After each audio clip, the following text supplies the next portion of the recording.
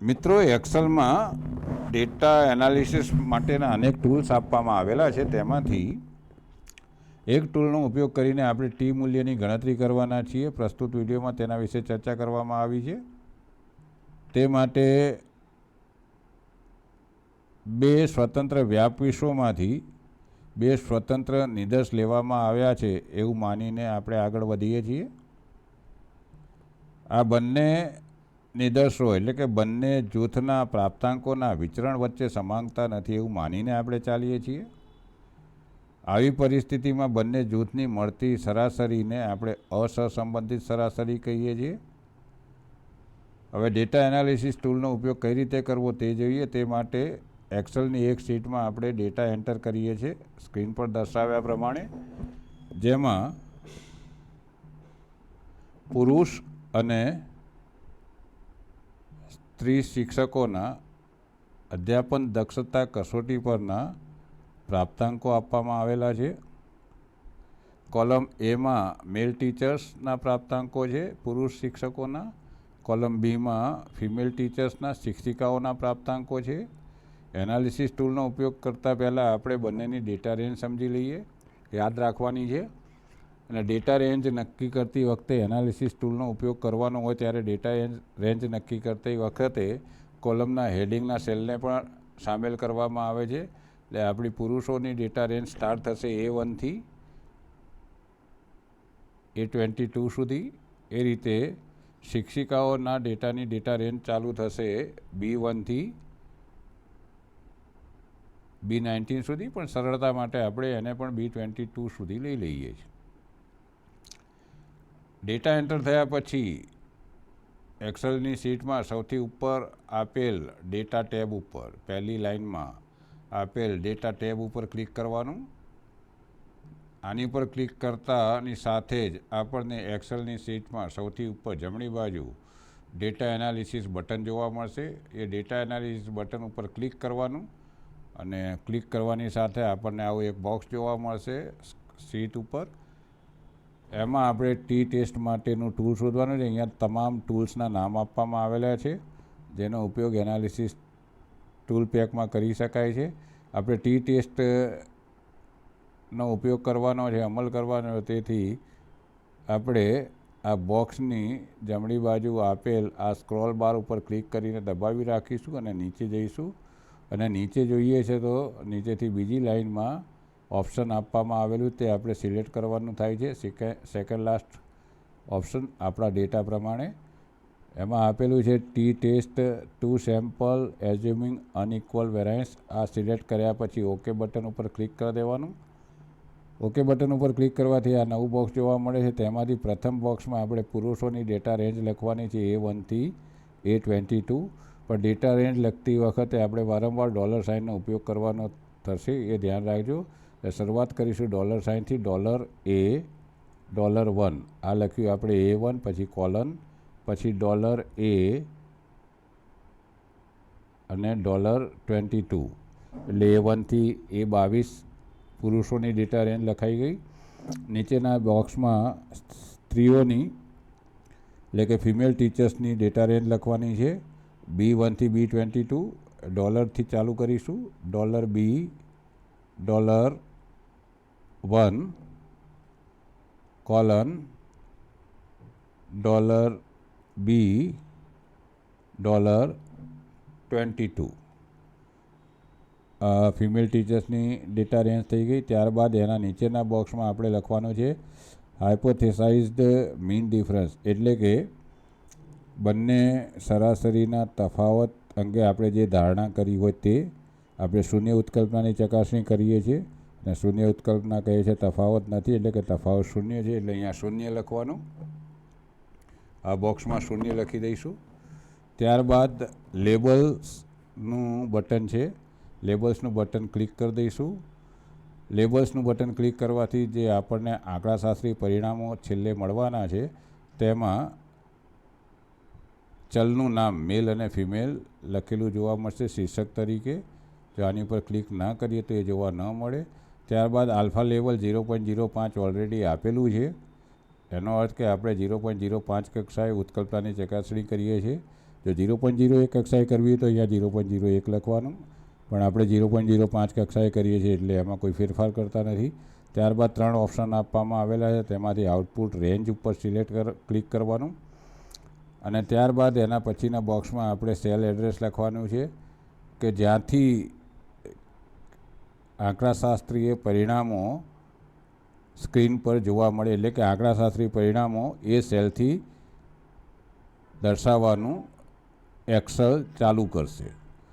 આપણે અહીંયા નક્કી કરીએ છીએ કે આપણે આંકડાશાસ્ત્રી પરિણામો ટી મૂલ્યના સંદર્ભમાં D1માં જોઈએ છે, તો અહીંયા $1 લખી દઈશું. એટલે કે ટી મૂલ્યના સંદર્ભમાં એનાલિસિસ ટૂલ દ્વારા કરવામાં આવેલા આંકડાશાસ્ત્રી વિશ્લેષણના પરિણામો આપણને D1થી જોવા મળશે. આટલું થઈ ગયા પછી આપણે ઓકે બટન દબાવી દઈશું. ઓકે બટન દબાવવાથી આપણને ટી મૂલ્યના સંદર્ભમાં તમામ પરિણામો મળે છે. આમાંથી કયા કયા પરિણામો છે આપણે જોઈએ, કઈ વિગતો મળે છે તે આપણે જોઈએ. સ્ક્રીન પર દર્શાવ્યા પ્રમાણે એનાલિસિસ ટૂલ આપણને આ પરિણામો આપે છે 3 કોલમમાં. પહેલા કોલમમાં વિવિધ આંકડાશાસ્ત્રીય માપોના નામ આપવામાં આવેલા છે. બીજા કોલમમાં પુરુષો માટેના આંકડાશાસ્ત્રીય માપો આપવામાં આવેલા છે. ત્રીજા કોલમમાં ફિમેલ માટેના આંકડાશાસ્ત્રીય માપો જરૂરિયાત મુજબના આપવામાં આવેલા છે.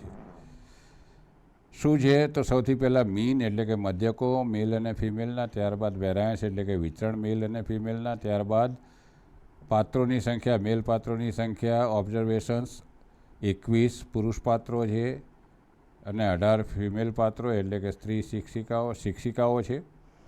ત્યારબાદ હાઇપોથેસાઇઝડ મીન ડિફરન્સ જે આપણે નક્કી કરેલું 0.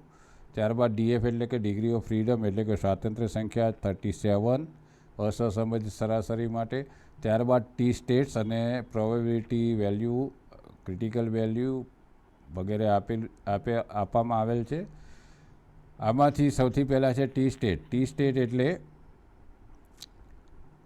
કેલ્ક્યુલેટેડ ટી વેલ્યુ એટલે કે આપણને મળેલ ટી મૂલ્ય 2.6013622264. આ મૂલ્યના આધારે આપણે હાઇપોથેસિસ એટલે કે ઉત્કલ્પનાનો સ્વીકાર કે અસ્વીકાર કરી શકીશું. તે માટે આ મળેલ ટી મૂલ્ય ટી સ્ટેટને આપણે DF 37 માટે 0.05 કક્ષાએ ટીના સારણી મૂલ્ય સાથે સરખાવવાનું છે.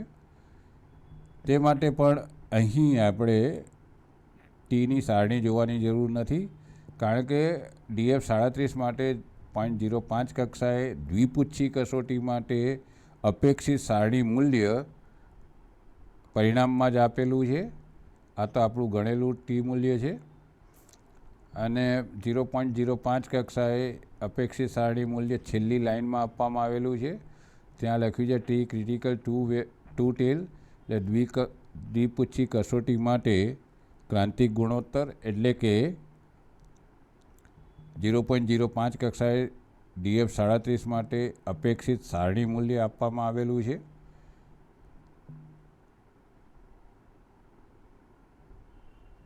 હવે આ મૂલ્યોના આધારે આપણે ઉત્કલ્પના અંગે નિર્ણય લઈ શકીશું.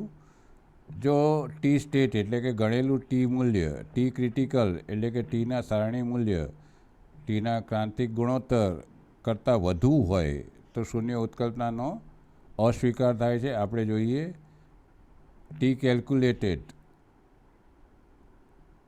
2.60 છે, મળેલું ટી મૂલ્ય 2.60 છે ઉપર દર્શાવ્યા પ્રમાણે. જે ટીના સારણી મૂલ્ય ટેબલ મૂલ્ય 2.026 કરતાં મોટું છે એટલે શૂન્ય ઉત્કલ્પનાનો અસ્વીકાર કરવામાં આવે છે.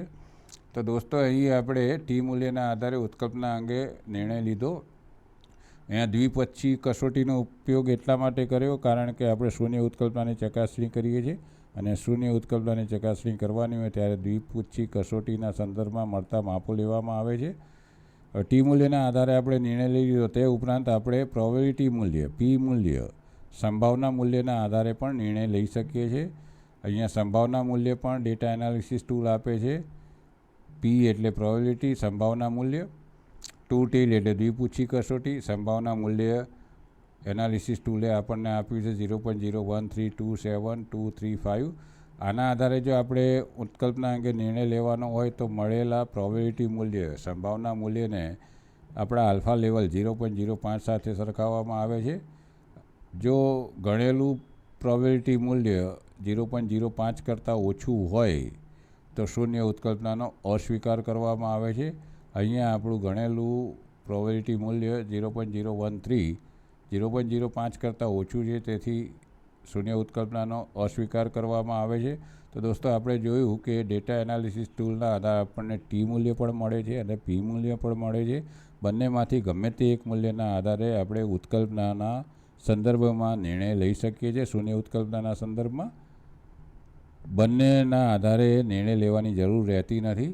તો દોસ્તો આજે આપણે અહીંયા જોયું કે ડેટા એનાલિસિસનો ટૂલનો ઉપયોગ કરીને બે અસહસંબંધિત સરાસરી જેમના વિતરણની સમાનતા નથી, જેમના વિતરણોમાં સમાનતા નથી, એવી બે સરાસરી વચ્ચેના તફાવતની સાર્થકતા કઈ રીતે ચકાસવી.